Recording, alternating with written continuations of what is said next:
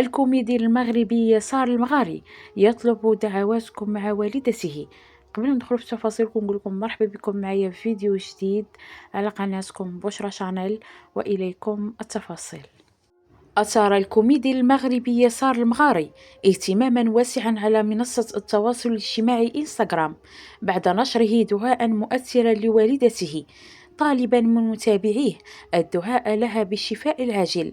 وكتب يسار المغاري في منشور على حسابه على موقع تبادل الصور والفيديوهات إنستغرام، جاء فيه: جزاكم الله خيرا، أدعو لأمي بالشفاء في هذه الليلة المباركة، ادعوا لها من قلوبكم فإنها تقاوم لكن جسدها أنهك.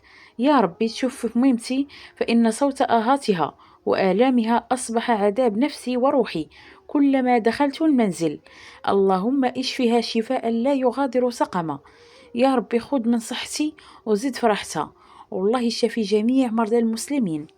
وهو المنشور الذي لقي تفاعلا كبيرا من قبل جمهوره وعدد من الفنانين الذين أعربوا عن تضامنهم.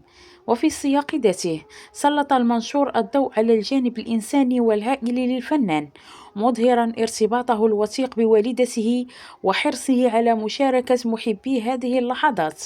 ويجسد هذا الموقف الجانب الإنساني ليسار المغاري كابن مخلص، مما يعكس تواصله الإيجابي والمباشر مع جمهوره. فدعواتكم مع أختي بالشفاء العاجل، الله يشفيها ويشفي جميع مرضى المسلمين يا رب. شكرا لكم أختي على حسن المتابعة، إلى فيديو قادم إن شاء الله، مع السلامة.